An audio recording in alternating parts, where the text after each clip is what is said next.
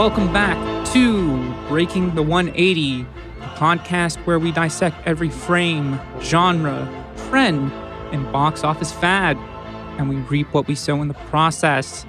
I am Sebastian Carrasco, the critic in the podcast booth.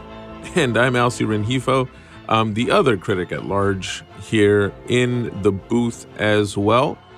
And before we jump into the main topic for this episode, Sebastian, you know what we got to start talking about. You know what we got to jump into. Exactly. Turning Red, of course, the film that we'd like to recommend. Yes. Actually, that was our original plan for the episode. Yes. But I think as many people saw over the weekend, the 94th Academy Awards happened, and they were quite unforgettable.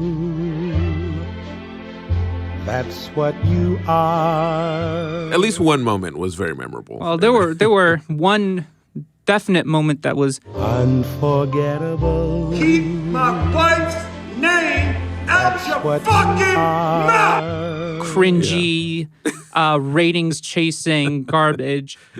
But I think instead of talking about all the stuff that Twitter, Facebook, and Instagram have talked about, I think it'll be more interesting to talk about what our predictions got right and wrong, and what awards were well deserved. For those who tuned into our Oscars podcast where we dissected all the nominees and made our predictions on who we thought was going to win. We got a few right. We got a few wrong. I'll just say off the bat, funny enough, we did get wrong our main prediction, which was Best Picture. But I think it was just that kind of year. I think the critical consensus was kind of split, even with the awards, with the general awards that were given out prior to the Oscars, because Power of the Dog, which was our main prediction, lost to Coda. Yes. Not only that, but we thought Benedict Cumberbatch was a lock for Best Actor. That didn't happen. It was given quite awkwardly to Will Smith. But yeah, Coda took home actually 3 awards. It took home Best Adapted Screenplay, which I thought was going to go to either Drive My Car or The Lost Daughter. I took home Best Picture. As did I, but those were also my predictions, yeah. And Best Supporting Actor, which was very nice to see. One of those moments even though we talk about how the Oscars is this one big facade that really is just a kind of Hollywood circle jerk, sometimes actors and art really does get the attention it deserves. So Troy Kotsur for Supporting Actor, Ariana DeBose for West Side Story, who... I texted you that I thought she was the best part of the movie. And the Academy agreed. And now a bit of history that was also made, which was pretty cool. Well, and it speaks to the changing winds, is that Coda also became the first streaming film, the first film released by one of the big streamers to win Best Picture. It was an Apple TV production. For years, everyone's thought Netflix would be the studio to grab the big Best Picture Oscar, and no, for Power of the Dog, but no, Coda took it. As I said in our Oscar episode, I think Coda's a fine film. It is just a very nice Sunday afternoon type thing. Grandma and Grandpa, for the most part, can watch it.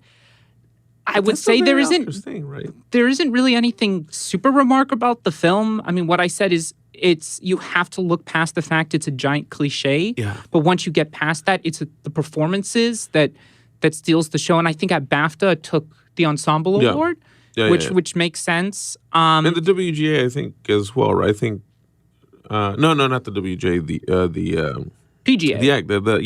The Actors Guild Award. Yeah. Oh yes, SAG-AFTRA and the PGA. So took home a bunch. I still would have rather seen Drive My Car or West Side Story, but it's typical, though, of the Oscars. They have this strange pattern where some years they take a bit of a leap, as when they awarded Parasite, and then they go back to this comfort zone, if you can call it that. Coda is probably going to rank up there with winners like Green Book, right? Which has a decent message, but it's a feel good, slightly different. I think the thing with Green Book was that in trying to have this message about inclusion and overcoming differences, it actually became a very racist film. Viggo Mortensen's character doesn't really learn anything. Oh, sure. Well, in terms of the content, I think you're absolutely right. But what I mean is this sense of giving the feel good film I see. the award. Yeah, the family friendly, like you were saying, the something Grandma and Grandpa can sit through. Oh, Billy, did you see that Coda film? It's like, oh yeah, Grandma was very nice. It's so sweet. Yeah. Not like that absolutely wicked Dune thing. Yeah. Which, as we said, took home pretty much all our technicals. The only ones it didn't take, I think, makeup and hairstyling. That was Tammy Faye. Costumes, which I had a feeling might go to Cruella because it's all about fashion, and it did. Sound mixing, cinematography, visual effects, even best original score. Zimmer actually took that for Dune. Yeah, he hasn't taken one since Lion King. Was it Gladiator or Lion King? I think Lion King, because the year he was nominated for Gladiator, he lost to Crouching Tiger. Hidden Dragon, right? Which is a great score. Yeah. The score was good. I think I put down Johnny Greenwood. Just one, I think he's a fantastic composer. Even though they chose his score, he did the score for Power of the Dog, Spencer, and Licorice Pizza, and they nominated him for the score, which I think is the weakest. I actually think that Spencer was his best score, but hey, that tends to happen. The same thing with documentaries. I was really certain Flea would win because Flea has been grabbing so much attention, and it had been dual nominated. It was nominated triple nominated. Yes, that's animated feature, documentary feature, and international film. So I thought, as tends to happen, if you would take one of them, it would take one of them, but it took none of them. Instead, actually, it took. They gave it to Summer of Soul, Questlove, which is a fantastic documentary. It's an astounding a piece of film about a music festival in Harlem in 1969. The footage had been lost for years, or had laid dormant for years, and Questlove edited into this documentary that, in a sense, rivals Woodstock in terms of scope and energy. And his speech was very nice too. Worthy winner, yeah. It was actual. It felt like real emotion and in a coherent speech, unlike the speech that followed afterwards, which we won't touch upon because everyone else has already. Yeah, everyone. I'd rather celebrate, things we won't talk about the slap. Interesting. Hamaguchi took international film, which I thought was great. Kenneth Branagh got his original screenplay, and his speech was also lovely. It was a very touching tribute to Belfast and the sacrifices people made so someone like him could make films and survive and leave a legacy. Yeah, so you still had these gems that made it through the big controversy of the night that everybody knows, and at the same time stood out over other odd, strange production choices that continue to confirm that the Academy just doesn't really know yet how to adapt its award show for changing times. Well, interesting you should talk about adapting things for changing times. I think that's an excellent segue to our main topic for this episode, which is, well, actually, we should say it's more of a launching point for a larger discussion of the episode, which is 2009's Watchmen. One of us died tonight. Somebody knows why. Somebody knows. I heard he'd been working for the government.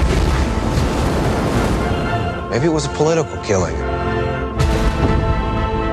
Maybe someone's picking off costumed heroes.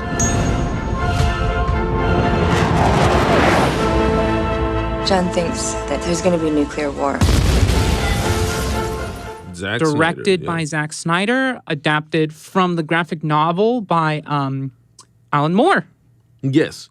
So Watchmen, before it was a movie, made in 2009, it was published as what at the time was called a comic book. Now we tend to call them more often than not graphic novels. It was published in the 1980s, written by Alan Moore, the semi-mystical... And Dave Gibbons, too. And Dave Gibbons, who was the illustrator and the letterer, and John Higgins was the colorist.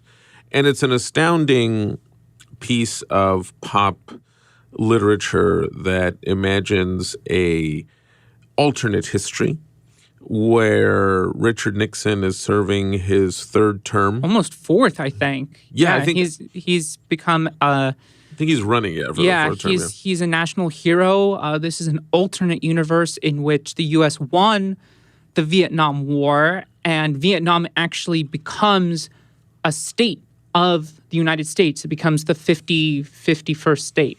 Yeah, like, as did happen in the real world with Hawaii a few decades prior, actually. And Watchmen is a fantastic graphic novel, not only of its time, but of ours as well. When it was published, the Cold War was really heating up, and it was starting to reach levels where more than at any other time in the post-World War II landscape, people really did fear nuclear war and an eventual clash between the superpowers, which were, of course, at the time, the Soviet Union and the United States. Which we can also draw parallels to right now, which we'll touch upon in a little bit. Absolutely. And in the world of this comic book or this graphic novel, there are superheroes, but they're not necessarily the kind of archetypes that we're used to in comic books. Well, in a way, yes, it's a DC Comics published graphic novel about superheroes, but I would like to reframe that as it's a graphic novel that touches upon the poignant themes you just mentioned that just happens to use superheroes as the vehicle for it. And I think that's what Zack Snyder got so right in his 2009 adaptation. In my humble opinion, I think it is the best comic book movie ever made. I think it is by far Zack Snyder's best film. Actually, all the cuts of it, theatrical, extended, and ultimate. I agree in definitely ranking it up there with the best ever made. And absolutely agree on it being Snyder's magnum opus. It's his best piece of work aesthetically, in terms of narrative, in terms of performances, in terms of technical construction. Snyder, of course, first breaks into the scene in 2004 with Dawn of the Dead, his remake of the George Romero zombie thriller where, the zombies are attacking and a group of survivors are hiding in a mall, and it becomes a semi-satire on American consumer culture, the Romero film. Snyder keeps the premise, and he did a good job in turning it into written by James Gunn as well. Yes, James Gunn did write that. Yes, he did write Dawn of the Dead. And Snyder... he gained quite a lot of attention for that film, it's actually still pretty good. I watched it recently before reviewing his latest zombie opus, his Vegas zombie movie, Army of the Dead. But Snyder really, really breaks out in 2006 when he releases 300, which is an adaptation of another graphic novel, this time by Frank Miller, who wrote this very reactionary, blood-soaked graphic novel. Testosterone fueled, both the graphic novel and the film. Yes. It's this very pumped up phantasmagoria based on the Persian-Greek wars from antiquity.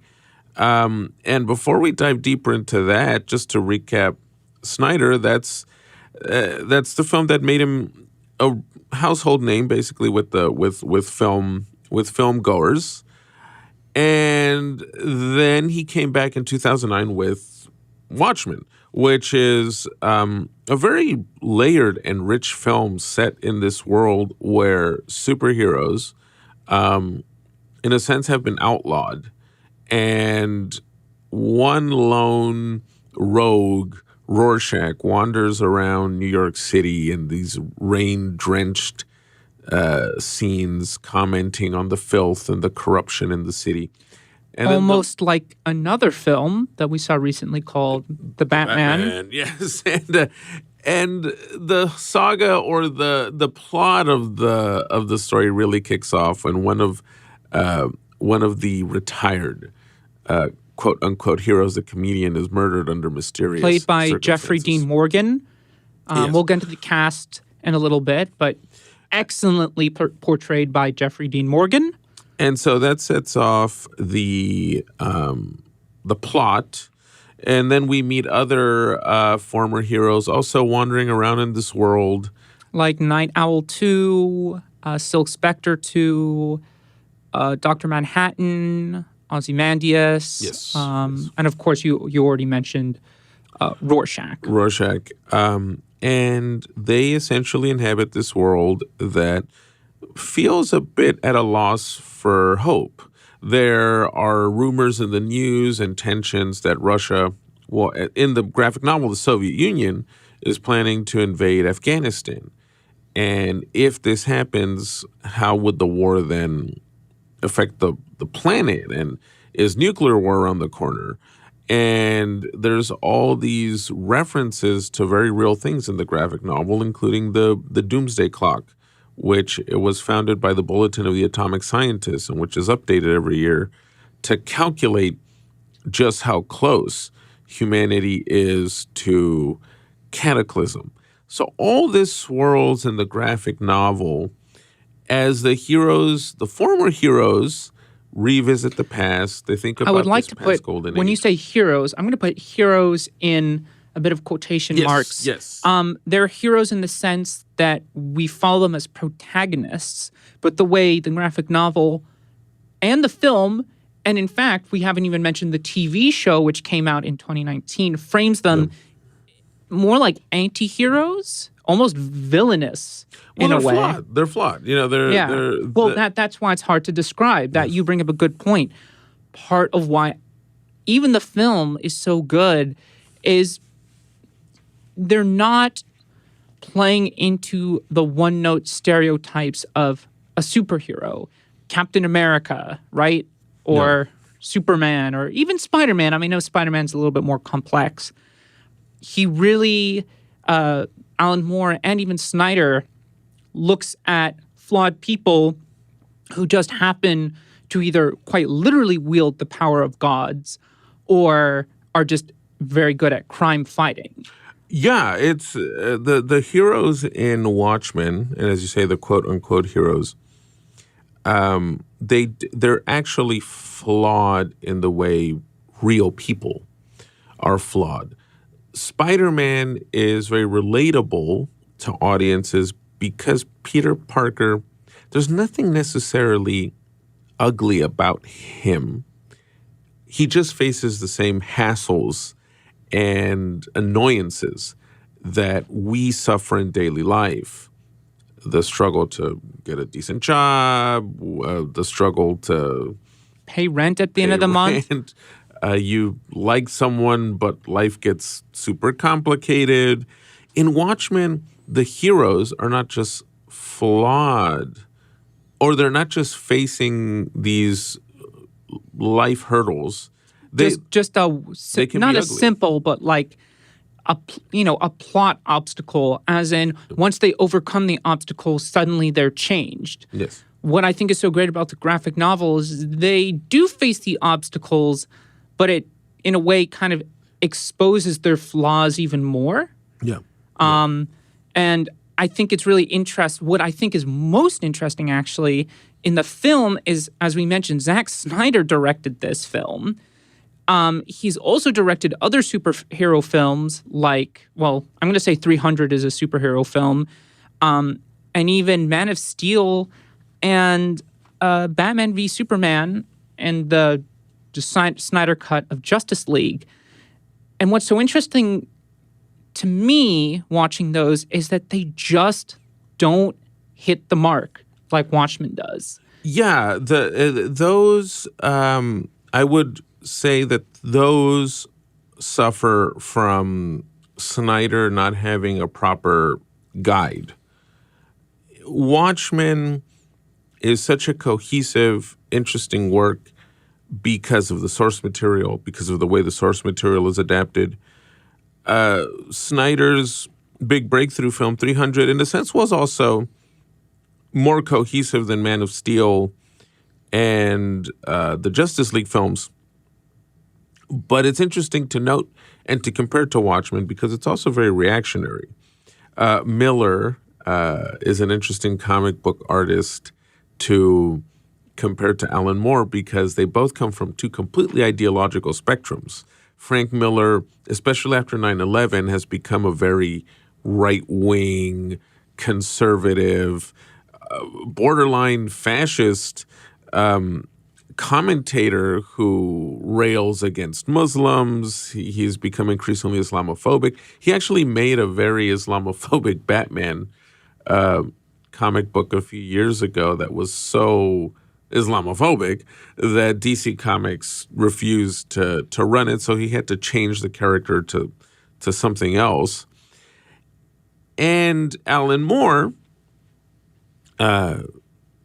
is, in a way more well-known than Miller because, in part because he's also such a colorful character, but also because more of his material has been adapted successfully to the big screen. Alan Moore considers himself a kind of left anarchist. He's really into left-wing causes.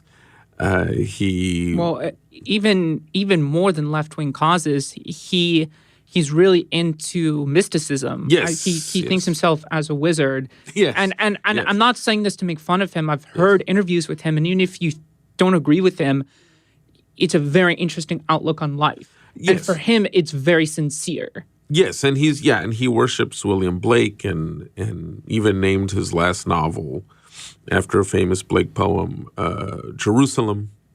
He also wrote V for Vendetta, I believe, Alan Moore. Yes, which is it's an interesting follow-up to Watchmen. V for Vendetta.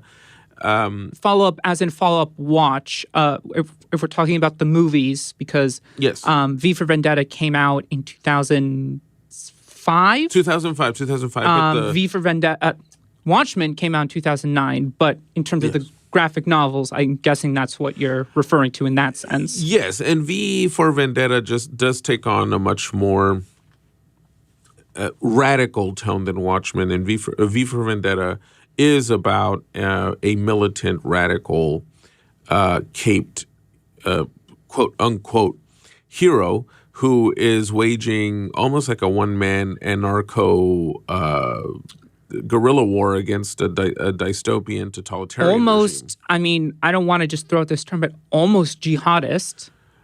In a way,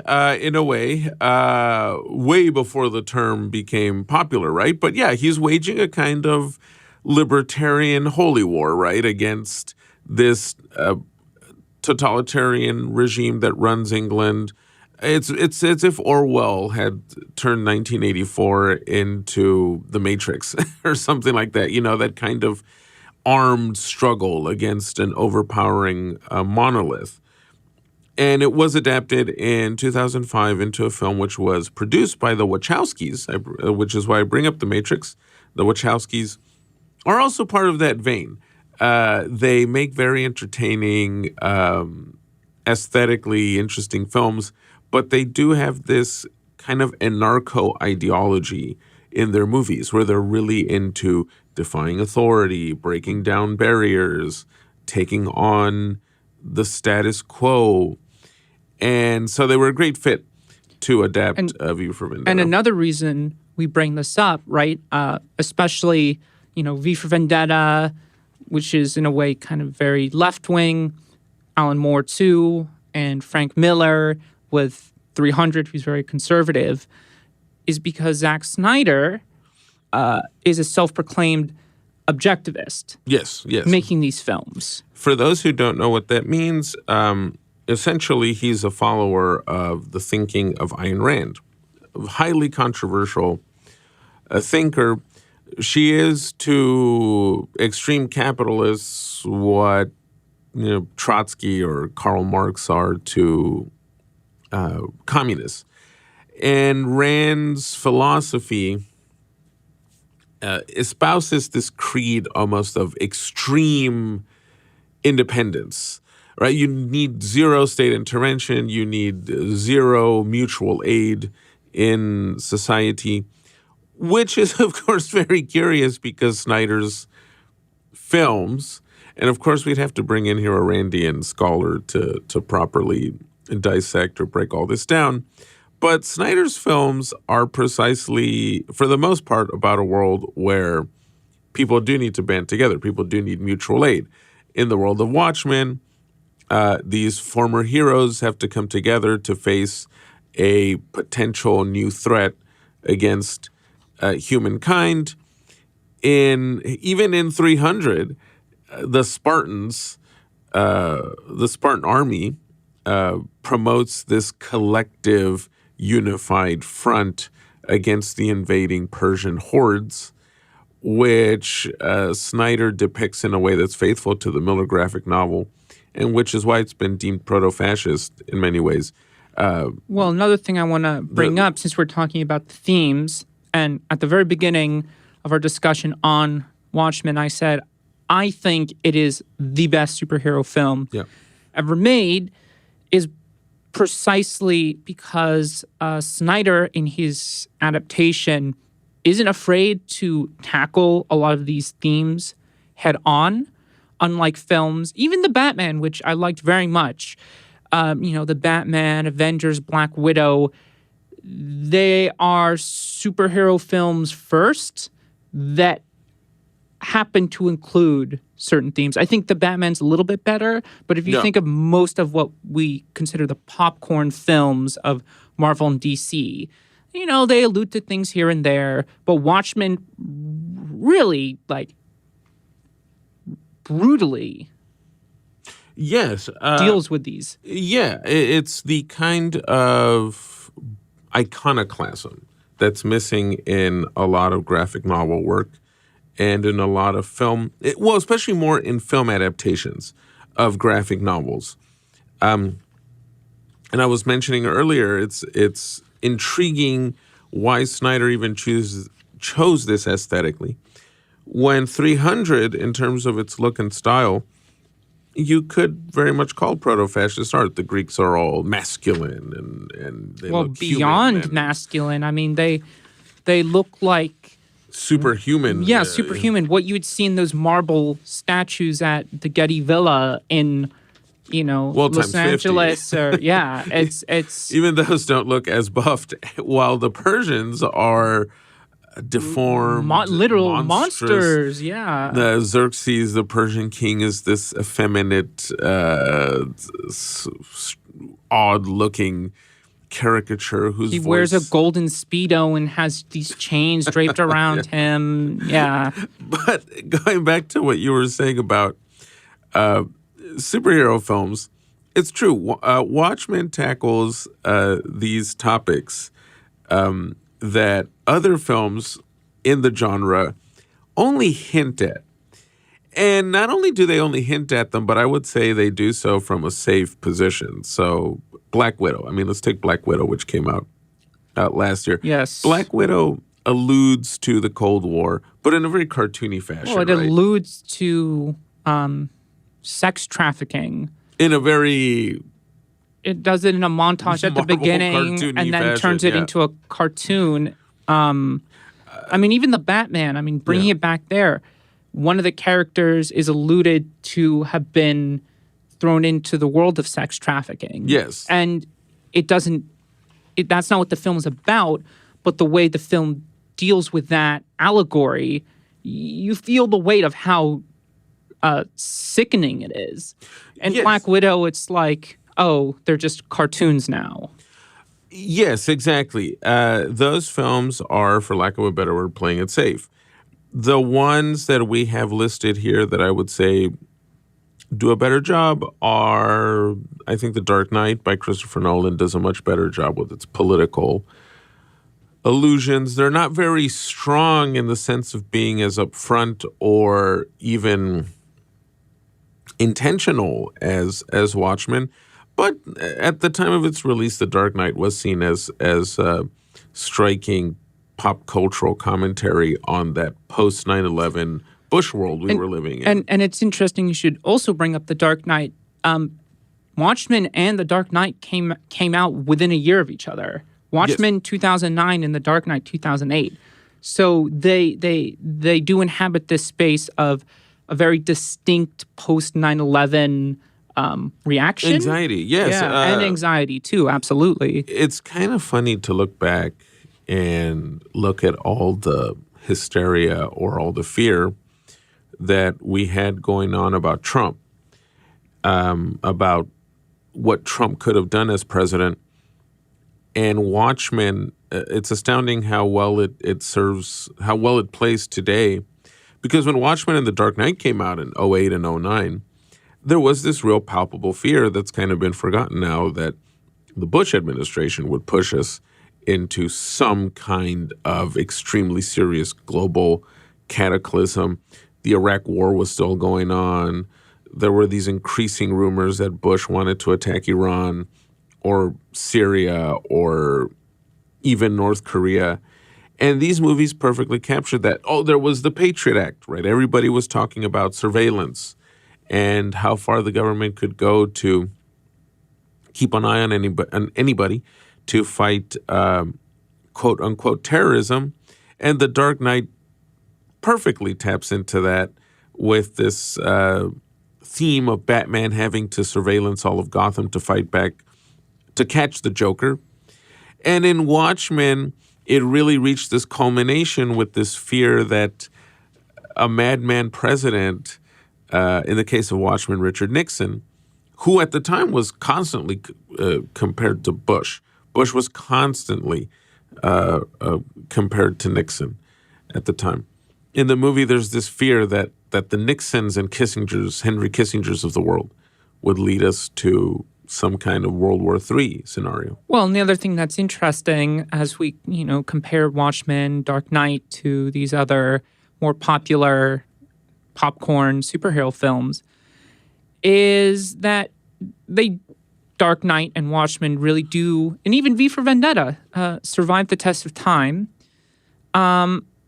because they're not idealizing how we wish the world is, but they do portray the way the world is now, or the fears of the world. Yeah, it's V for Vendetta. Obviously, Britain isn't a proto-fascist state, but it absolutely inhabits the fears of, once again, 2005, a post 9/11 world, and when the comic book was written, the Thatcher regime, right, and neoliberalism and all of that. Yeah, it's interesting how these films and the graphic novels always find a place in their subsequent decades.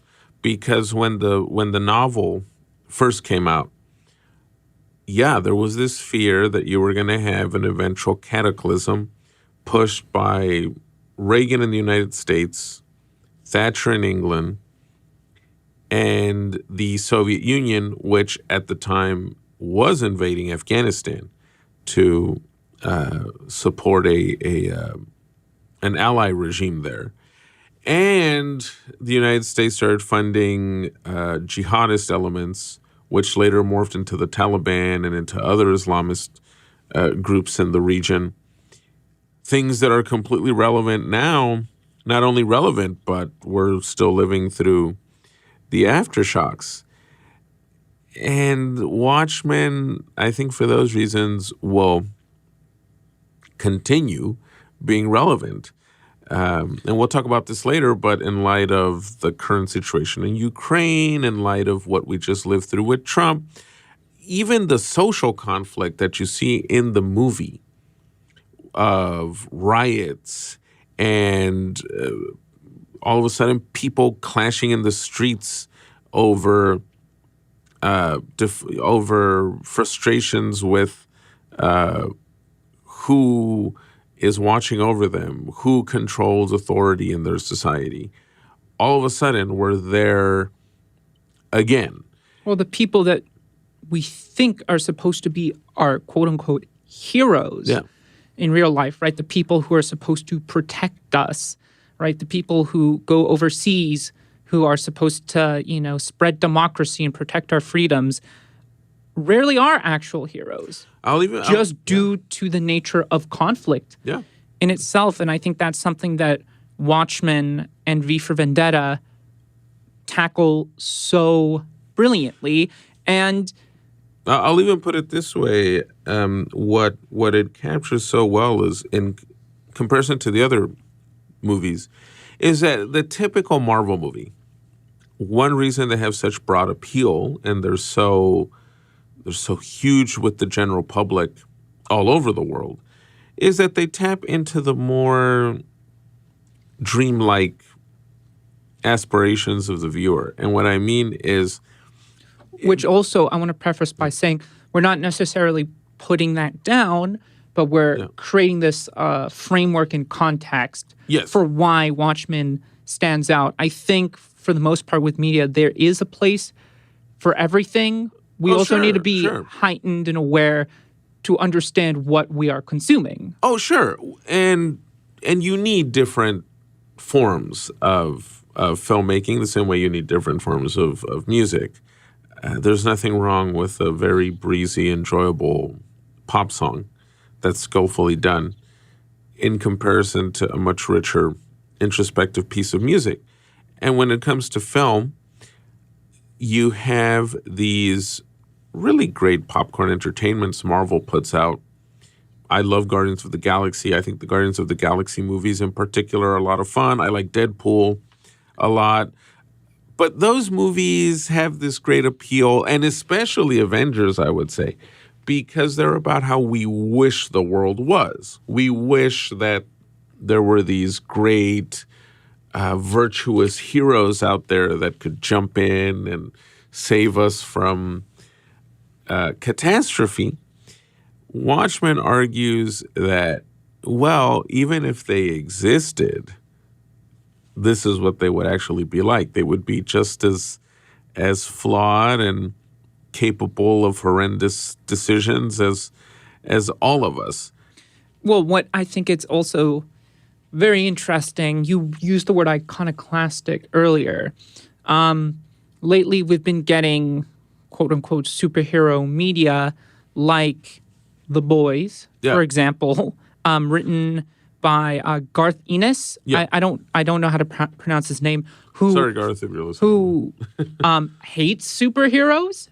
He actually hates the idea of Spidey and the spandex, and writes this very interesting series of comic books that somehow embraces the rule of cool, but presents the twisted, broken, flawed humans who wield the authority of gods in a way that's very over the top, basically saying, don't idolize these people. And in fact, in the case of The Boys, I won't talk about it too much, how they're quite literally capitalist propaganda, capitalist tools for this company called Vought to make a bunch of money. Right. Watchmen does that a little bit, right? There's still the rule of cool factor. There's some very fantastic action scenes in the film, but I think what makes it so brilliant is that it doesn't overdo it and it doesn't lose sight of the message and the story that Moore was trying to get across. Yes, and the violence in Watchmen is actually very sparse. Even the graphic novel It's not a wall-to-wall. But it's impactful. Yeah, there's purpose behind it. And there's a very unnerving symbolism behind a lot of it. There's a scene in the graphic novel and in the movie where the comedian is in Vietnam and he shoots a Vietnamese woman who's pregnant with his child. And this is after we've also seen how Dr. Manhattan, the big godlike blue character who used to be a scientist, but then a terrible accident. An atomic scientist, actually. And a terrible accident turned him into essentially a walking, what would you call it? He's literally a god. Atom. He's a god. He can manipulate reality to his will. He's essentially a walking atom. He sees past, present, and future. And in a way, it's a powerful allegory for imperialism and for these wars that countries wage abroad where mercenaries and soldiers are sent to countries they inhabit and barely comprehend and then leave a wake of destruction in their path. This is stuff that, you're never going to see really explored in a mainstream Marvel film, I would say. Well, in fact, I think one of my biggest gripes with Marvel film and most mainstream superhero media, right, even stuff on the CW like Arrow, the way they portray violence and the mass use of violence is cartoony in the sense that all the damage inflicted, you don't see the effects of it. There's no blood, broken bones. People can keep taking hits. It's, so cool. Captain America throws his shield against a grunt, but his shield is made out of this adamantium. It would cut him in half. No, everything is they fly off screen. Everything's fine. Watchmen, it pretty matter-of-factly shows you what happens when people get into a street fight or Dr. Manhattan uses his atomic powers. And even the psychological and effects. Some people would say that it's overdone. I think it's that fine balance because the film isn't wall-to-wall violence. Well, and you see the psychological effect on the participants. The comedian is almost a twisted, perturbed person. Well, he's a classic role of the court jester. Yes. And I don't know the exact history, but like High Middle Ages, I don't know the exact time period, there was a role of the court jester. People laughed at him and people mocked him, right? He was a bit of a joke.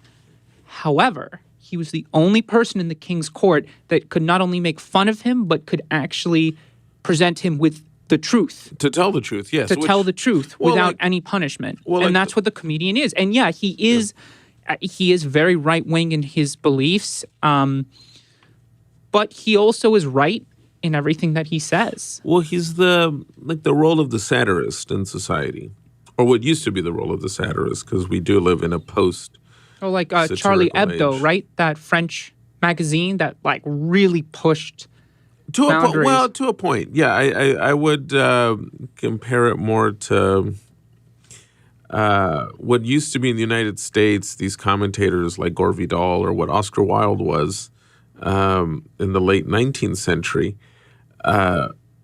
Charlie Hebdo, I think, kind of skirted the line too much between commentary and then just being provocateurs for the sake of provocation, right? Because their obsession for a while became critiquing Islam, but not necessarily critiquing power structures. But isn't that what the comedian does throughout the film? What do you mean? Well, in that he kind of loses it at a certain point. Remember when he talks with Moloch, who's one of the Watchmen's villains?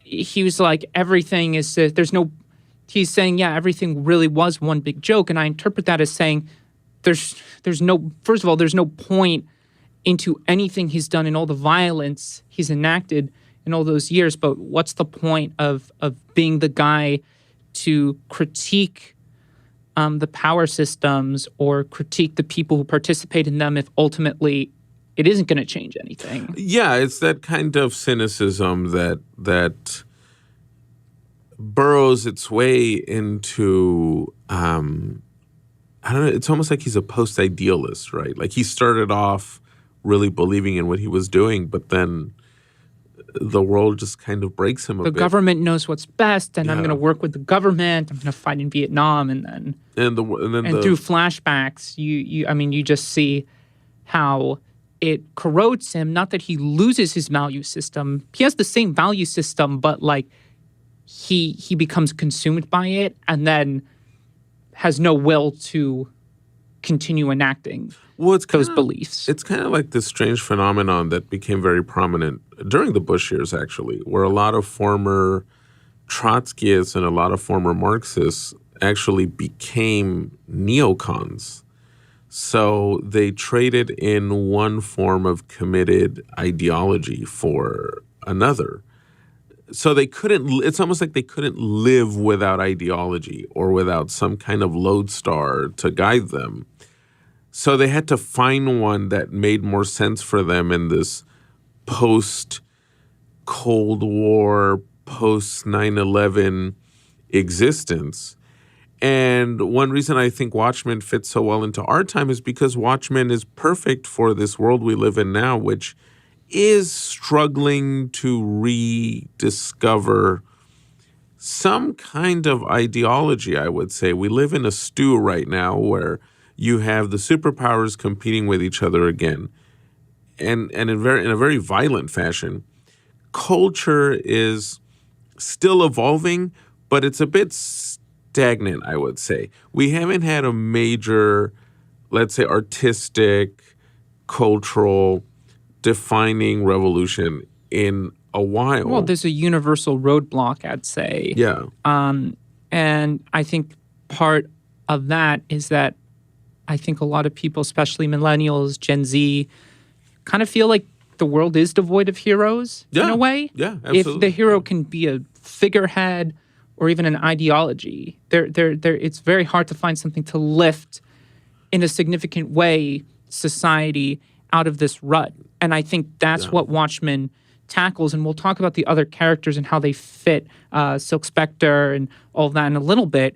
But I think as we were watching the movie, other films that popped into my head that I watched in preparation for this review that also deal with these themes are Munich, Failsafe, Dr. Strangelove, Chernobyl, Tarkovsky's masterpiece Stalker, The Sum of All Fears, in fact, surprisingly.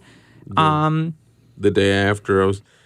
Twin Peaks, well, the 8th episode of Twin Peaks: The Return, David Lynch's 2017 third season, as it's officially counted in the Twin Peaks canon. It's interesting to note these, and it's essential to note these films because Watchmen, like all films, comes with a vein behind it, right? There is a particular cinematic vein that courses through the movie, as through all movies. And we'll talk about how these films all touch on different themes within Watchmen in various ways, from the fear of nuclear cataclysm to the breakdown of power systems, and which it's very essential for us to always remember it in any period in time. The difference between the official stance of a government or a state or the official image projected by powerful institutions, and then the very human truth behind all of them. And the people who inhabit the motherlands of these systems. Yes. In a way, Watchmen captures so well that despair of the individual who has essentially lost faith in all systems and is looking for some kind of reckoning. I'm thinking of that opening of the movie and the graphic novel. And it's so much, and in the graphic novel, it's actually quite rich, where Rorschach is walking through this dilapidated New York, and he starts saying the streets are extended gutters, and the gutters are full of blood, and when their drains finally scab over, all the vermin will drown. The accumulated filth of all their sex and murder will foam up about their waists, and all the whores and politicians will look up and shout, "Save us," and now look down and whisper, "No." They had a choice, all of them. They could have followed in the footsteps of good men like my father, or President Truman, decent men who believed in a day's work for a day's pay. Instead, they followed the droppings of lechers and communists and didn't realize that the trail led over a precipice until it was too late. Don't tell me they didn't have a choice. Now the whole world stands on the brink, staring down into bloody hell, and all those liberals and intellectuals and smooth talkers, and all of a sudden nobody can think of anything to say. I can't think of other terms or other passages in contemporary literature that captures so well how, I don't know, your average Fox News viewer feels these days. And I don't want to paint that conservative caricature, but it's almost a fantastic framing of the mindset precisely of, you know, a lot of the people right now that can't find faith in the let's say traditional liberal discourse. They can't really find faith in the typical Republican Party discourse. They just feel the world is on edge. That's really fantastic writing every time I revisit it, what Alan Moore wrote there. And to kind of continue with that, I think another way that the film sells those ideas is by the aesthetic.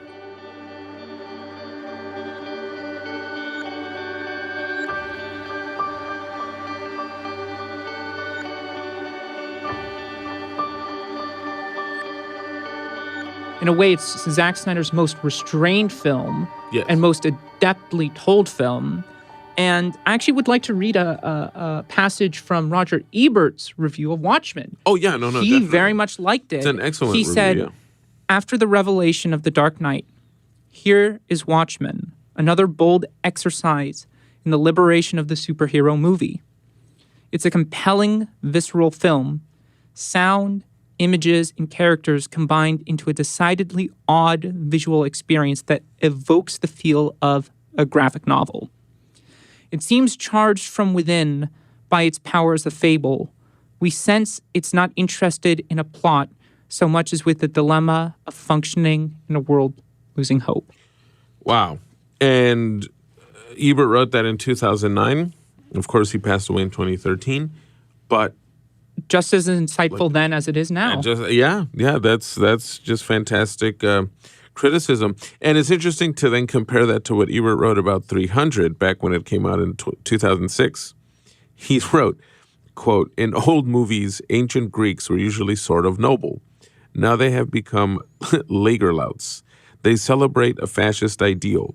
They assume a bloodthirsty audience or one suffering from attention deficit. How many disembowelings do you have to see to get the idea?"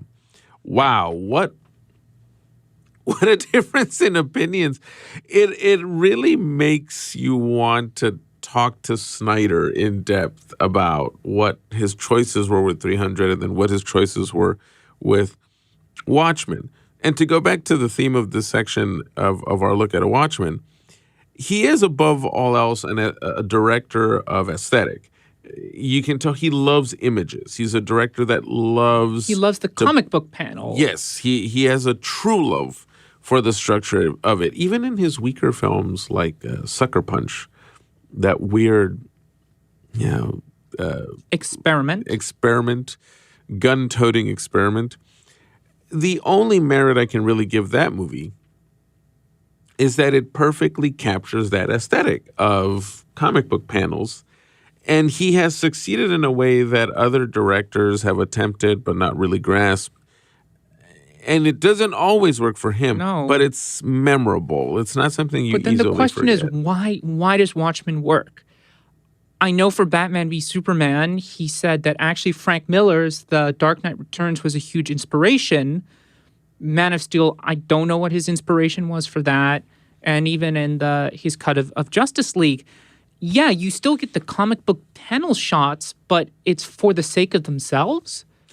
Exactly, The way that he weaves that fabric into Watchmen is brilliant, right? He really weaves the aesthetic look, the texture of a graphic novel into his film. It feels very natural. And it's not edited in a manic way. I think that's key also. I'm so glad you brought that up because we actually had the privilege of watching Watchmen on a big screen. We had access to a theater.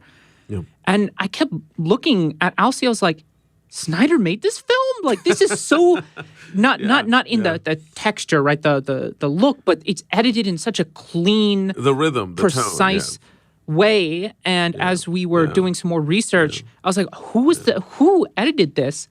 And as we found out, the editor was William Hoy, who worked with Matt Reeves on most of his films, including the Batman.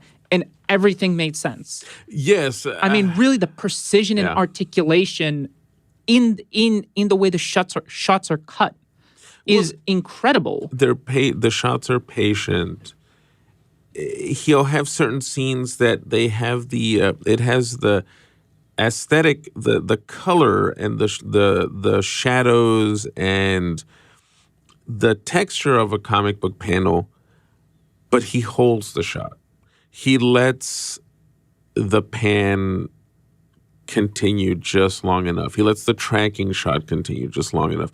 He's not obsessed with doing a lot of intercutting and a lot of inserts. Shaky cam. Exactly. Or the what a lot of filmmakers do now where they do the fake handheld where it's a digital handheld with the what's it called? The pop shots. Yeah. That shows like Succession and The Office did. And the film, even the theatrical, is like 2 hours and 45 minutes.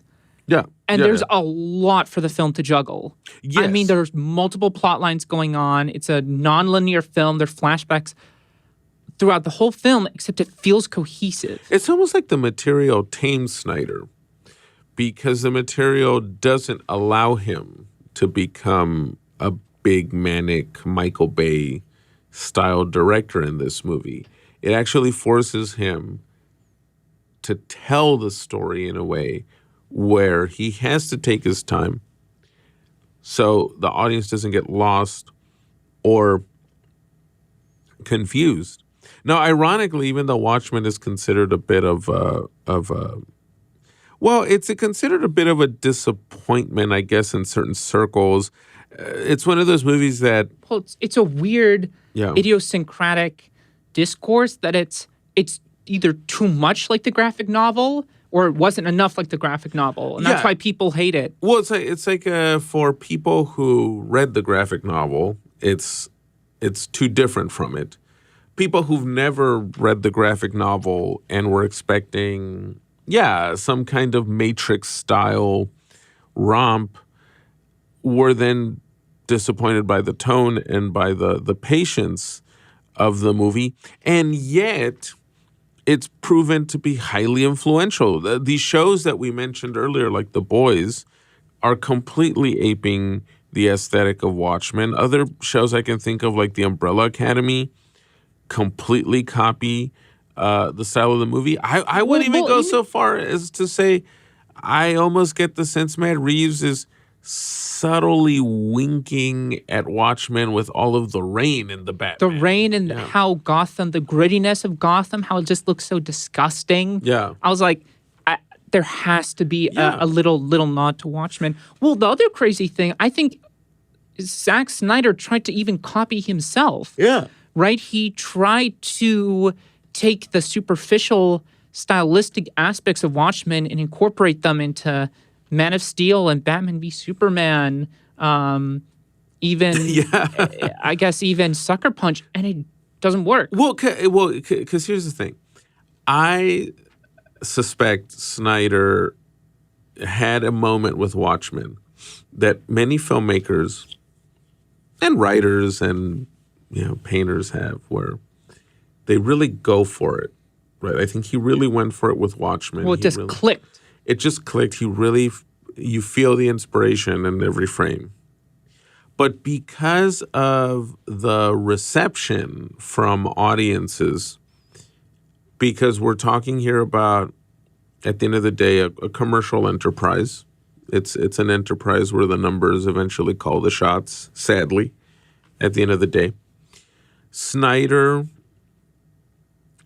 probably felt like, okay, well, I need to go back to the style people recognize me for, which is 300 and Sucker Punch, where even subtle manic things editing then turns into these long slow-mo shots. Well, his cinematographer is Larry Fong, who worked with him on Watchmen.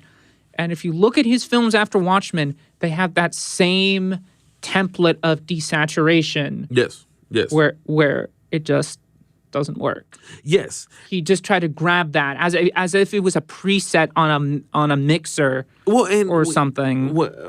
Something that comes to mind is how Watchmen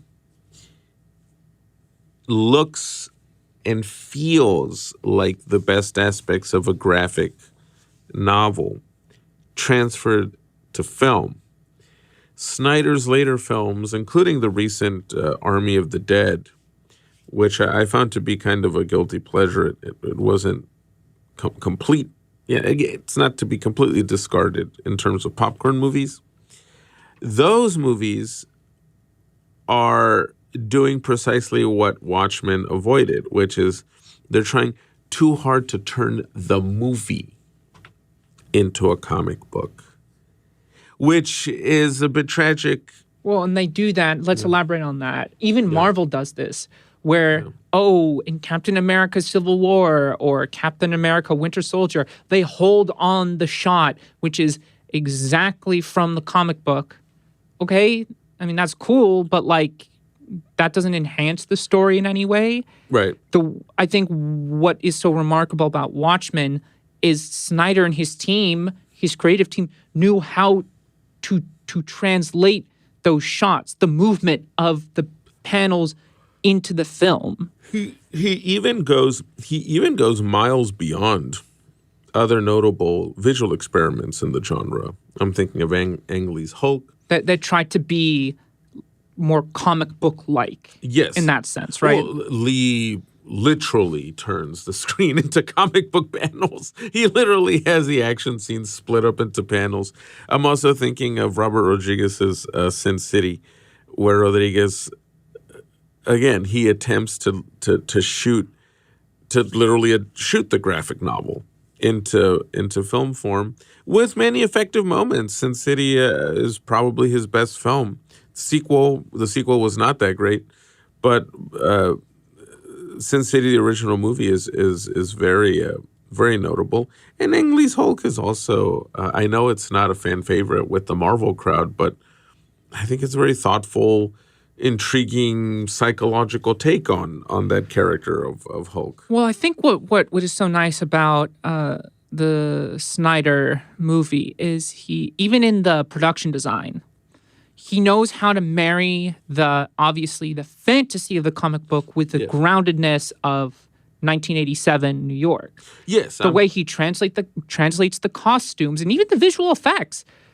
Some shots you're like, they might look a little bit. No, I think for the most part, the visual effects hold up incredibly well. Very well. Also, to make it, to sell the world. Well, because he doesn't overplay his hand in this movie. I'm thinking, for example, of Rorschach, who, has that mask that has a Rorschach painting in motion over his face. But the rest of the character is completely organic. He's just in his trench coat with this hat.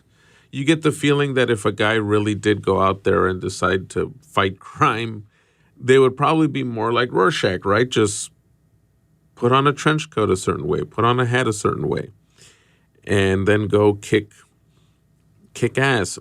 But even the other sequences involving Owl, and his literal big owl ship that he uses, it's not overdone. It feels very organic and it feels very, very real.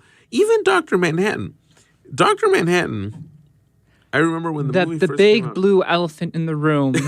Yes. At the time, the big blue dong. Played by Billy Crudup.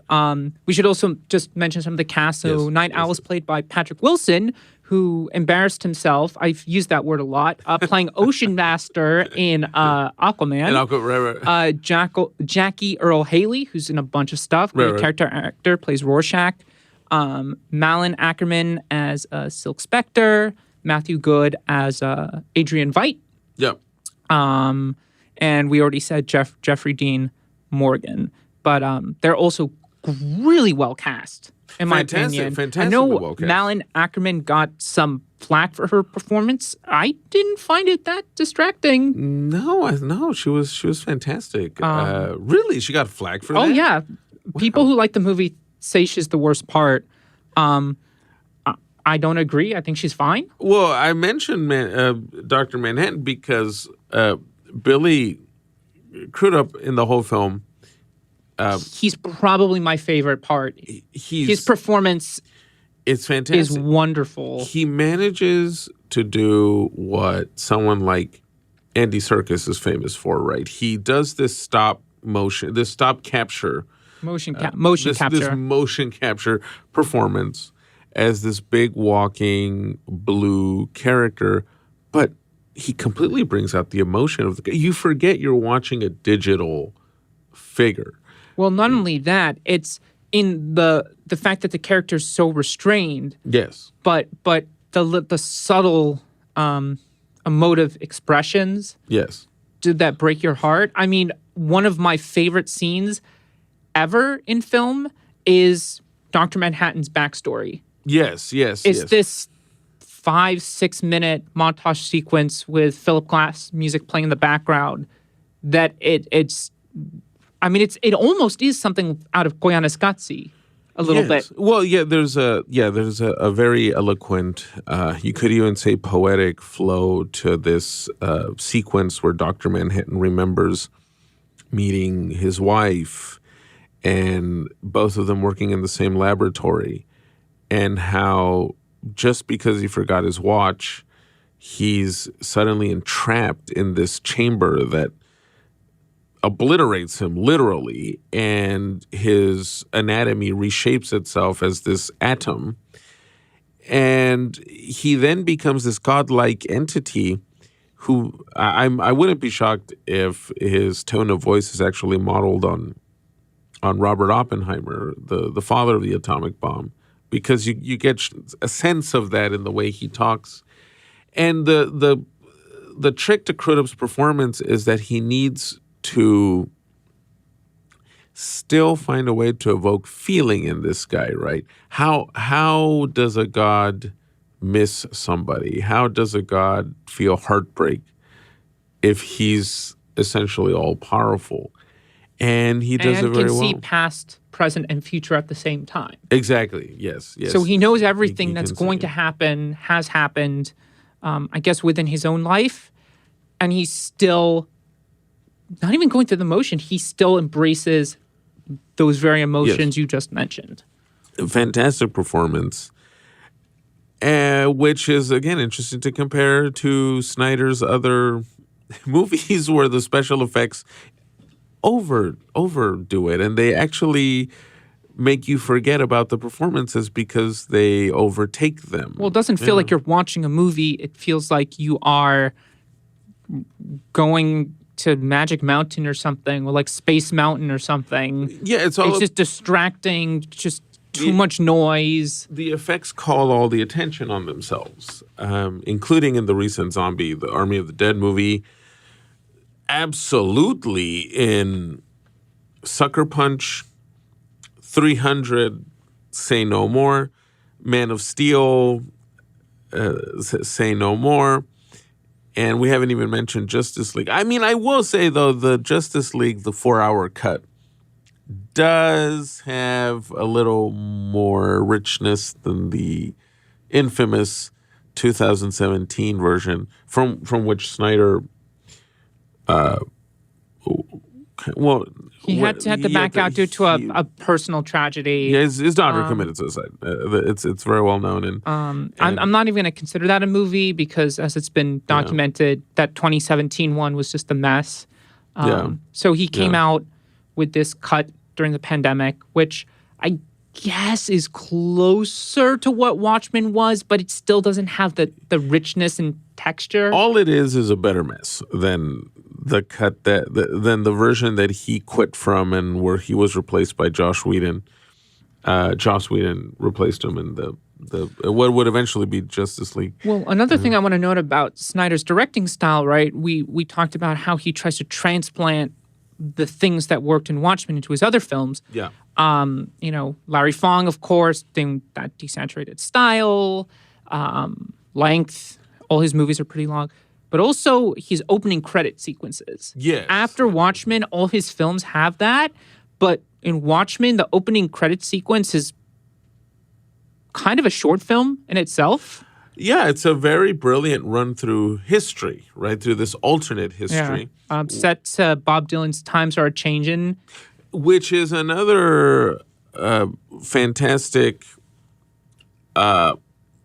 I would say, aesthetic touch that Snyder pioneered.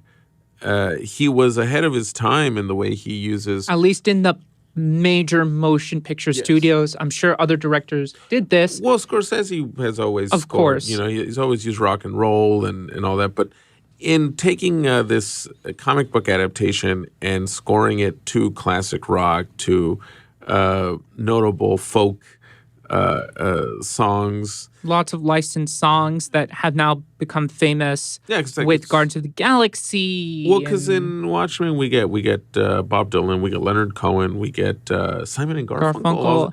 So it's all this great music in the film that propels the images and the drama. And not only that, not only did he kind of pioneer that, and one could say they're a little bit on the nose, but they still work, I think. I think they work beautifully in the movie, which is a weird juxtaposition, but they don't distract, unlike the Suicide Squad.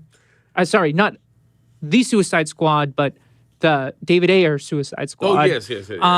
Well, in the Ayers film, it's just a gimmick. What Snyder pioneered is what James Gunn then really mastered in Guardians of the Galaxy, right? And now everyone copies. Now everyone. And and I forgot the score, like the original score composed by Tyler Bates, I think is his name, is actually very good as well. Very surprised. I thought it was just garbage in the sense that you just forget about it. No, it has some very nice moments in there too. It's pretty well composed, but...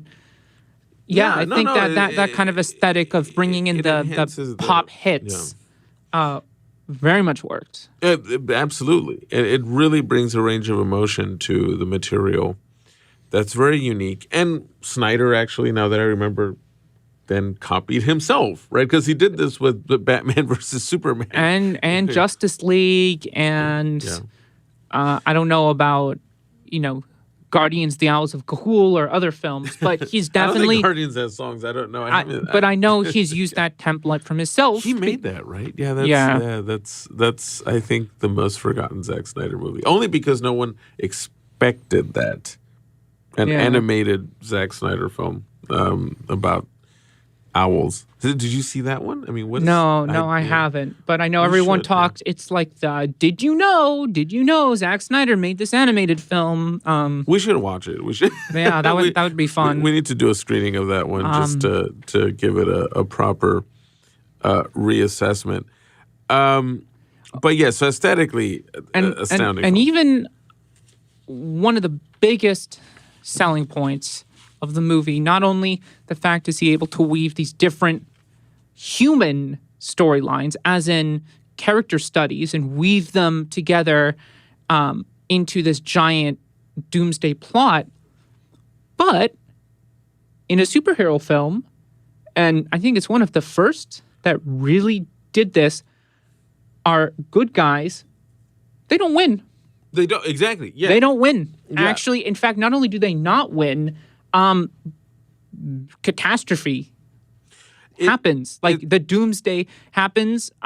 It's that rare film that does not let the audience, in a sense, escape in the end, right? Which is another connection to, fail safe, Sum of All Fears, which we'll talk about in a little bit. But for a major popcorn, and I know the graphic novel, of course, there isn't necessarily a happy traditional ending, but in a major motion picture studio, you would definitely think, oh, okay, we have to change the ending. No, they confront the villain who basically tells them, did you think I was going to give you a monologue on my plan without knowing that it was going to happen for certain? Which is a great twist on the average graphic novel and superhero movie, right? Where the villain, every time I watch one of those movies, sometimes I wonder, why don't you just do it? And what I mean in a sense is, if you really are determined to do this, why are you going to give away your whole plan to the heroes before doing it? Because that just gives them time to stop you. Watchmen, for listeners who might not know the whole story, the quote-unquote good guys of the story eventually have to So I guess we'll just say, spoiler alert, I know the movie is over a decade old, but we highly recommend you go watch it.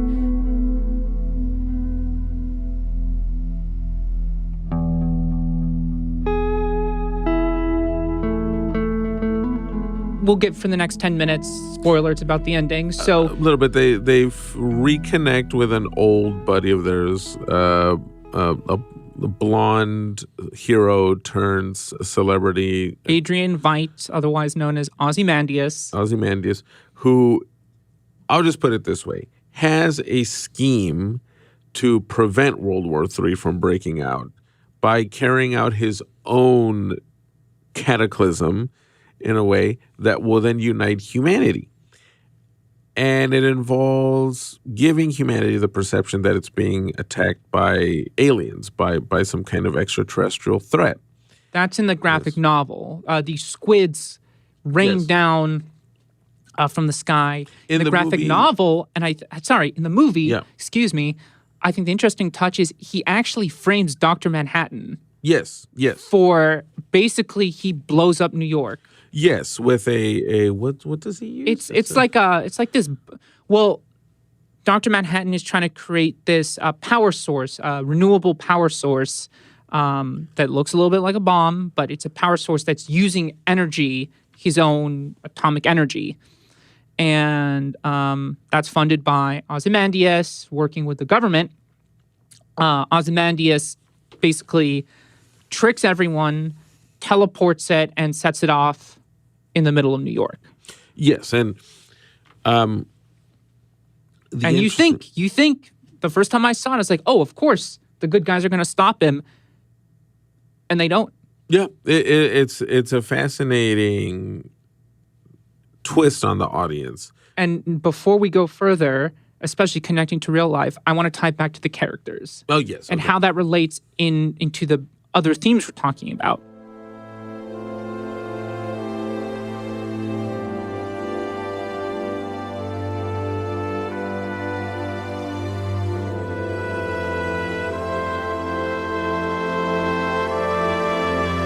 Yeah, the characters go through their interesting personal arcs. One really great thing about Moore's writing, and which Snyder keeps in the movie, is they don't stay static, right? We see these characters shift and change like real individuals grappling with a world that's going crazy. But also they have a belief system, which is the most interesting. And they can't let it go. Exactly. Even when they fall into doubt. I mean, Night Owl, for example, plays on the trope of kind of, not the Boy Scout, but a little bit like that, right? A bit of the Superman idea that justice will prevail and disperse good citizens. And then, well, through the history of the Watchmen team, as seen in flashbacks, you see a little bit of him trying to keep that composure, but then throughout the film, you suddenly see how that starts chipping away a little bit. Yeah. His mentor, we see what happens, but he hears about it on TV. His close friend and mentor, who he has drinks with every week, is like brutally murdered. Right, and in that kind of random, horrific way, right? He gets killed in an act of random, just criminality of the kind that, ironically enough, superheroes are supposed to protect us from in the world of comic books. The muggers, the gangs. And another arc I was going to point out was the interesting one between Owl and Jupiter or Sally. Yes. Right, yeah. Yes, that one. It's an interesting romance that develops there. She's of course Silk Spectre's. Am I getting it right? She's Silk Spectre's daughter. She's her daughter. She's kind of continuing the legacy of her mother, who is played by Carla Gugino, who was in Gerald's Game. Yes, to mention many other films. And they develop a romance that's a bit clunky and not awkward, but well, it comes from the fact that she is on the way out with Dr. Manhattan, who she's dating. She's just getting really frustrated with the relationship, and it first starts with her and Night Owl just chatting, right, the shoulder to cry on, and that develops a little bit more, right? A little bit of hope. A little bit of hope. And interesting because it's not the typical sort of corny comic book romance. It's not Batman and Catwoman. Well, it's a little bit corny. Well, sure. Corny as romance tends to be in any work of fiction. But what I mean is it doesn't develop like the kind of weird, not weird, but the kind of cliche, steamy thing, where Batman and Catwoman meet on a rooftop and they start kind of issuing these cliches at each other. And I was like, she goes to stay the night at Owl's apartment, and then stuff just kind of happens, just naturally happens while they're there together. Of course, Snyder then turns it into a very steamy scene later on in the movie. There is this weird sex scene in the Night Owl ship that it's just like, why? Well, and it's typical of Snyder, right? If we want to talk about the faults in his approach, he does have this recurring... and in character writing. Yes. Which is why we're putting in the same section. How he wants to empower, but at the same time still like objectify women in the same stroke. And it's so odd. And it's always in this... At least from my perspective, of course. Well, yeah, and I agree, because even the shots tend to be the same. Whenever Snyder decides he wants to shoot a nude woman, it's always in the same kind of weird back-arching sequence that he also did in 300 when they go see the Oracle. And, any kind of mystical allure there is gone because he just turns it into like a weird kind of crazy striptease out of a heavy metal album all of cover. what Sucker Punch was. Oh, yeah. Well, Sucker Punch is the complete definition of a Zack Snyder male fantasy. It's all these young women in schoolgirl uniforms wielding samurai swords and machine guns. And I'm thinking also of even the new one, Army of the Dead. The women there are also objectified through a position of strength, right? They're more of that masculine G.I. Jane sort of fantasy.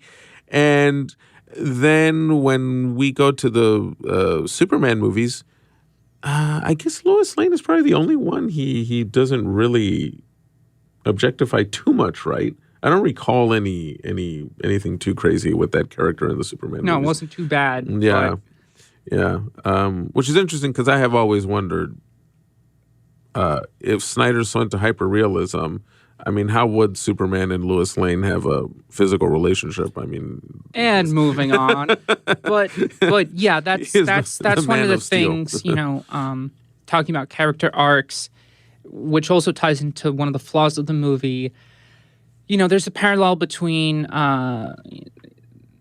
Silk Spectre and her mother and how he portrays violence against women, but also women's empowerment, which is more tastefully handled in the context of the source material. With the mother, it's a little bit difficult to talk about in a certain way. Well, it's very interesting because there's a flashback scene. The idea is that the comedian and Silk Spectre, they were part of, I guess what you could call the original Watchmen. Yeah, like the golden age of heroes, right? There's more of a 40s, 50s aesthetic, kind of inspired by those original Captain America comic books from the World War II era.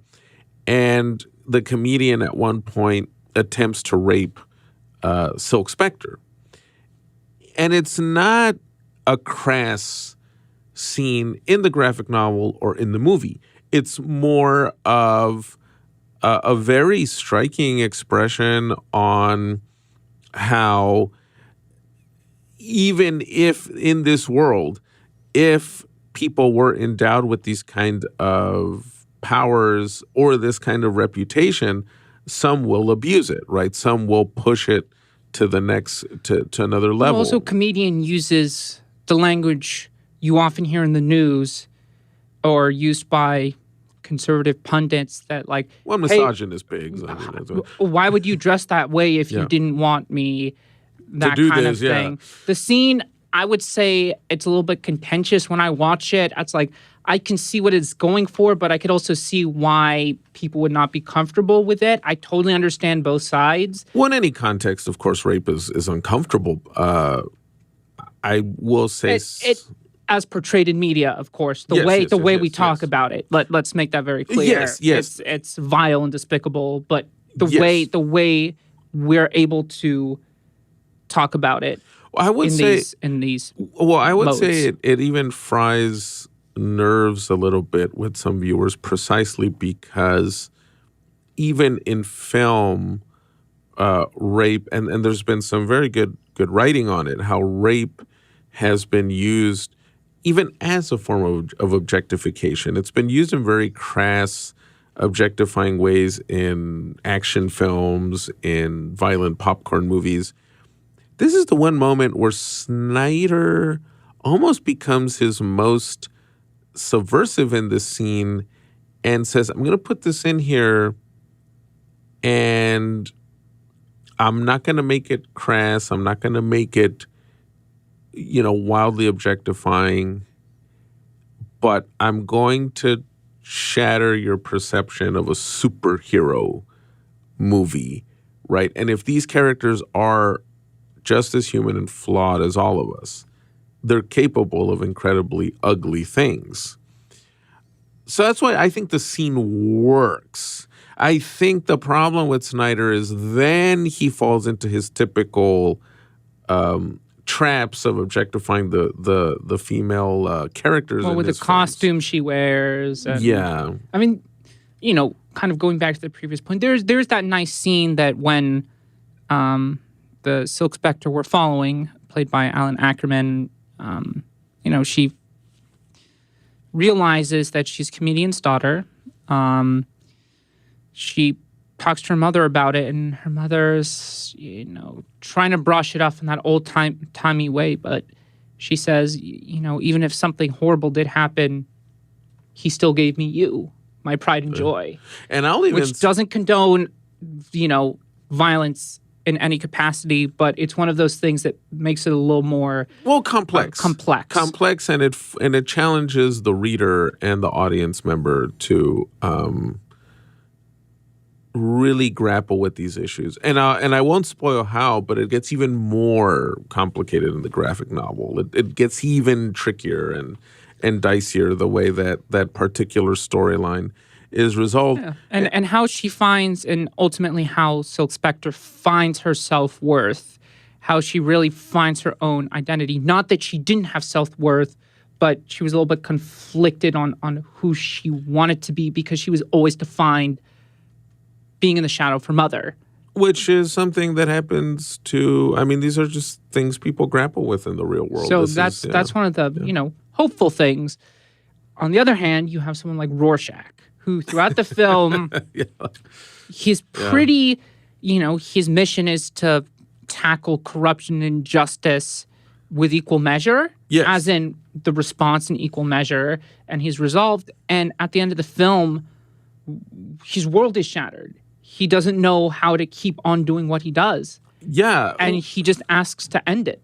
Well, because Rorschach walks the path of the diehard fanatic, right? Which plays into the TV show as well, which we'll touch upon in a little bit. Rorschach is so devoted to his view of the world and to his commitment to crushing what he sees as corruption and evil through brute force.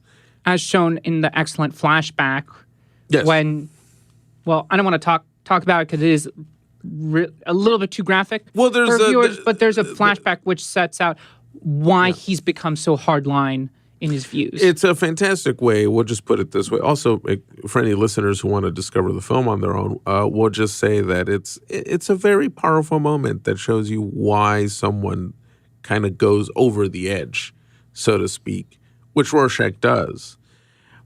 But by the end, he has become that committed true believer who really is literally willing to die for his belief system. And reading the graphic novel again, which I did recently, and watching the film again, as we did in that great screening room we found, it struck me how Rorschach is now even more relevant because he does have this kind of mix of hope and nihilism that you're seeing in a lot of the right wing, for example, right now in the United States. And I'm thinking of these militia types and these groups like the Proud Boys. And which inspires the TV show, actually. The TV show, which is a sequel to the graphic novel, Rorschach's journal actually inspires basically a radical right-wing movement who all wear hoods, but with the Rorschach ink blot. Yes, and I think it speaks to how we live in a period in American history where, it kind of reminds me of this quote I've always loved by the radical Italian intellectual Antonio Gramsci, who says that the old world is dying, the new one is yet to be born. Now is the time of monsters. And what Gramsci means is that when you're in a transitional phase where things are not so clearly defined, you have these kind of deformities pop out trying to find shape and purpose, right? So right now in the United States, we're having a lot of social conflict, a lot of political conflict. We don't know how to make the current economic system more equitable, but at the same time, people are losing faith in both parties, in both designations, right? Liberal, conservative. And some people are turning to these very kind of, we call them right wing, but they're kind of all over the place. If you read the ideology of these guys like Steve Bannon, et cetera, their ideologies are so fractured and all over the place. People are simply looking for just a militant or a more extreme attitude, almost a more extreme behavior. So Rorschach, for example, in the movie and in the graphic novel, never identifies himself 100% as a right winger. He doesn't say I'm a fascist. He doesn't say I'm a conservative. And he hates the communists. He hates the liberals. It's almost like he's just so disgusted and repulsed by the world. The whole world and the systems that keep things moving that are just rotten to the core. Exactly, that he sees no other way out for it than to wipe the slate clean. But on an individual level, which is interesting because that is what Adrian Veidt does at the end of the movie. And Rorschach can't even process what just happened. No, exactly. And he falls to the nihilism, despair, and asks Dr. Manhattan to kill me because for him, his only solution is we have to expose what just happened. But what makes it so interesting is Dr. Manhattan realizes, well, actually, there will be peace because of this. Millions of people died, but if you expose this, what will happen after this? Yeah, it's so Rorschach just asks him, Dr. Manhattan, to kill him. And now that you bring that up, it's great to ponder that aspect of the film in light of the world as it is now, because we are living in a moment of potential cataclysmic conflict, but at the same time, we're at a point where we suspect there might still be some kind of way out. So one thing that struck me while watching the movie again was how the themes of conflict are so relevant. In the movie, there's this fear of a clash between the U.S. and the Soviet Union. We're recording this podcast at a time when, as everybody knows, Russia has invaded Ukraine. So now there's a real dangerous standoff going on between the West, represented mostly by NATO, and the Russian Federation. And the figure of Nixon in the movie now is kind of replaced by Putin, who's seen as this mega maniacal guy in power who could easily push the world over the edge if he's not doing it already with the war. And in Watchmen, you see the threat of war everywhere, right? In the news and the newspapers, people are wondering what's going to happen. Is it going to spread to Pakistan? Even the neglect on the streets. Yes. Right? There's that clash too. Yes. The gangs running amok and, of course, fighting with so-called vigilantes. And Yeah, exactly. Which, sounds like a lot of parts of Los Angeles right now in terms of there's a spike in crime, but at the same time, people are worried about But that's the what global also makes situation. Watchmen interesting. And we haven't touched upon, Adrian Veidt a little bit, right? In the sense that, one, think about it. He is this guy who lives in the ivory tower who claims he knows what needs to be done to basically give everyone a blank slate. On the other hand, he comes across as being out of touch to what's actually happening on the street level. Right. Which is interesting. He plays like the reverse Batman too, even, wearing that rubber costume, and he's always thinking steps ahead. That's a great comparison, right? That in the Batman movies, even the new one, which is grittier and more hyper-realistic, Batman still comes across as this larger-than-life ideal hero who can solve a riddle in literally 2 seconds. Whereas in Watchmen, even Owl, he lacks self-confidence at first, and he's a bit hesitant. And Sally actually seems to have more courage than him through a lot of the movie. Well, he wants to be the mediator, and we can solve everything by using our words, which is something I want to bring up later. And then, you have like the anti-Batman who is still out of touch.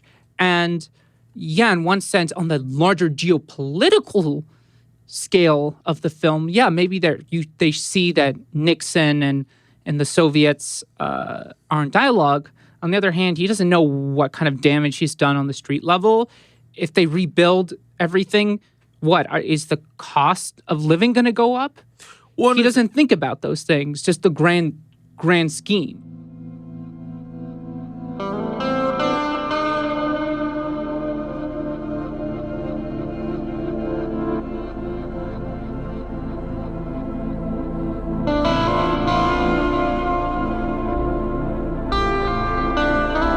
I think you touch on a really important point there about a social aspect of Alan Moore's observations in Watchmen that are very keen, because he's writing about this in the 80s. Zack Snyder captures it very well in 2009. But it's just as relevant today, where you have this debate going on about what liberal movements, let's say, emphasize while ignoring other issues. So identity politics, for example, right now is a big thing in liberal discourse in the United States. in particular in the United States. I mean, it is also a fact in Europe, but in the U.S., identity politics has, for example, overshadowed class politics and discussions on class divisions in society. And so you have a lot of what you would consider the downtrodden or the working class kind of turning to extreme ideologies. I was just reading a really interesting book by this Canadian journalist and novelist Stephen March called The Next Civil War, where he looks at how the United States is on the verge of a social explosion precisely because issues of class and economic schisms in society are being overlooked by, the liberal intelligentsia, I guess you could say. And it's not to take an anti-liberal stance in this show, but it's to look at how Watchmen touches on a very real thing that's going on today, where you cannot ignore socioeconomic divisions. Eventually, they lead to political eruptions. Well, I think that's, as I mentioned, that interesting implementation using the character of Rorschach, a little bit of Night Owl, compared to someone like Adrian Veidt, right? Based on Rorschach's actions, he gets sent to prison. Adrian Veidt is this multi-billionaire, and Veidt's plan does sound crazy, but, he's essentially taking the fate of humanity into his own hands. Yeah. Rorschach is also doing the same thing, but it is framed that a little bit more that Rorschach is the crazier, more unstable one. Yeah. Even though Rorschach is more attuned to this grimy environment. To the street level. To the street level. To life on the street, whereas Veidt is almost literally in an ivory tower, right, looking down at everything. And it's similar to... Well, he calls himself Ozymandias. Exactly. He has this infatuation with Alexander the Great. And the Egyptian pharaohs and all of that. Yes, and what's very similar to... I remember during the Libya war in 2011, it's what's called, it's almost like Veidt is almost doing what's termed in the real world humanitarian intervention, right? Where you, let's say, bomb a country like Libya, or in our case right now, a lot of non-right-wing sectors would still like us to intervene in Ukraine under the idea that it's actually humanitarian to carry out a war in these cases. And Ozymandias in Watchmen is kind of doing the same thing. He really thinks that by carrying out this grand, violent scheme of his, he's actually helping humanity, right? It's almost like the medicine that he wants to prescribe for humanity is it's a bit of a hard pill to swallow because it could lead to a certain level of destruction, but it's essential for the greater good. And the funny thing, too, and I say this in a darkly comedic way, is that it does seem like Rorschach and Ozymandias want something similar, but it's their class divide in perspectives that separates them. In fact, I think someone like Veidt probably thinks that someone akin to Rorschach, not necessarily Rorschach himself, but anyone like Rorschach is a deplorable or just trash. Right. In fact, I just read a section today in the book I mentioned earlier, where March writes a section that sounds like Rorschach. He talks about these emerging militias and these right-wing movements that are really anti-government. And he points out the sovereign citizens movement, who don't want to pay taxes. They don't recognize the authority of the police forces because they think that everything is corrupt. Everything is just going to hell. And he finishes a section on them by saying, they praise the Unabomber and Timothy McVeigh alike. They just want the destruction of the state. To what purpose? matters less and less. And I was thinking about Rorschach during that section because he wants to wipe out the corruption that he sees in the world, right? But Rorschach never gives you a sense of what he would then replace it with. Like, what would then take over, right, after he gets rid of corruption? In the same way Ozymandias, just kind of gives these vague ideas of world peace and humanly, brotherhood. But he doesn't specify exactly what the world would look like, even though I suspect it would probably be very totalitarian, since he sees himself as this reincarnation of Ozymandias and of Alexander the Great. Yeah, absolutely. And the fact the film, comic book, too, and the way that they do really actually does leave you thinking a bit on the state of affairs and the fact that no, the quote-unquote heroes don't always win, right? Yeah. We don't always get what we want. In fact, not only that, but oftentimes we lose in a big way. Yeah, it's like, I believe, was it Hemingway? It was one of these writers who fought in the Spanish Civil War, which of course ended with a fascist victory in Spain in the 30s.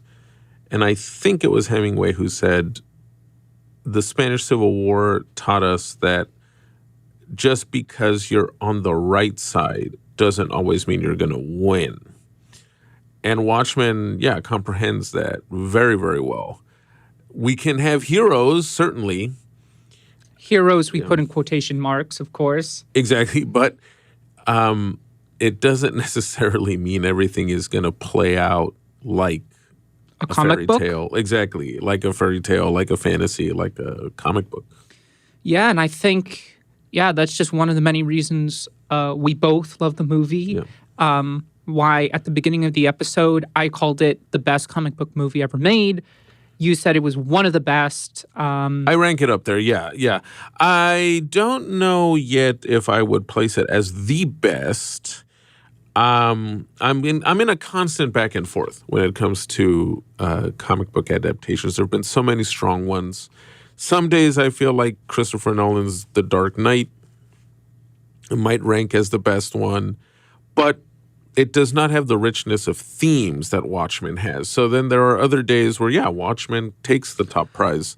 In fact, I also think it's one of my favorite movies. I mean, I have a huge list, but it's just a fantastic movie that embraces the comic book nature, but is also something more. Yeah.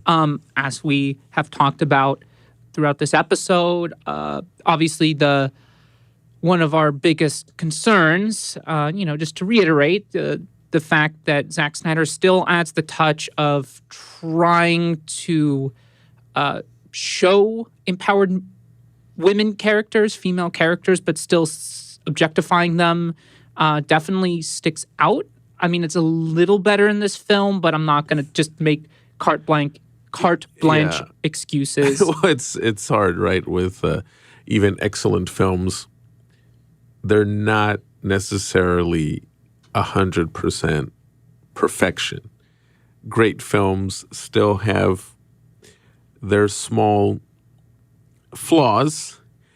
And in the case of Watchmen, it's almost appropriate because if Zack Snyder has that slight flaw in his interpretation of the material, it goes with the nature of the heroes, of the quote-unquote heroes in the story. They're flawed as well.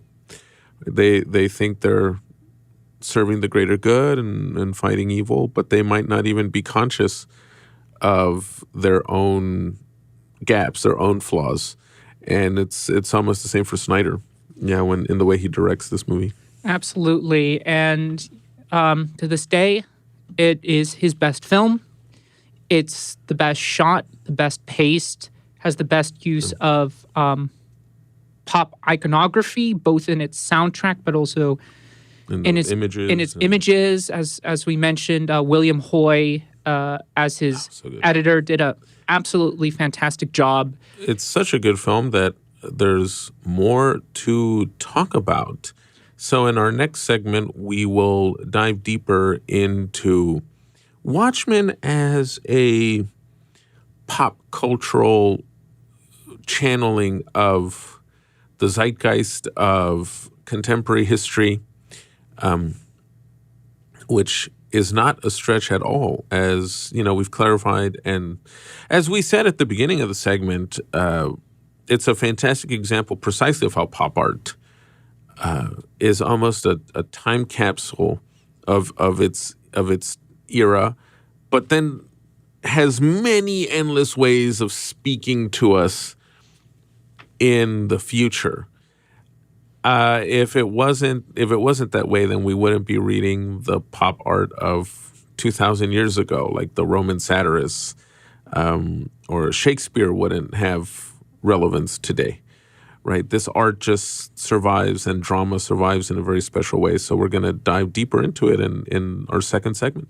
Absolutely. We're extremely excited for this. We also felt in prepping for this episode, there was so much we wanted to talk about, and I think needs to be talked about. But we first wanted to really break down the film itself. I know we've already made allusions to real world and making some connections to other films, but in the next episode, we are going to go full force in talking about the broader cultural context of this film. So keep an eye out for that.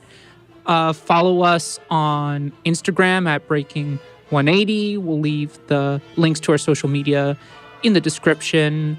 Follow us on Spotify and Apple Podcasts. Leave your comments. Leave your disagreements. Leave your words of praise. Leave us something. Thanks for tuning in once again, everybody, and catch us in part 2 of our Watchmen discussion.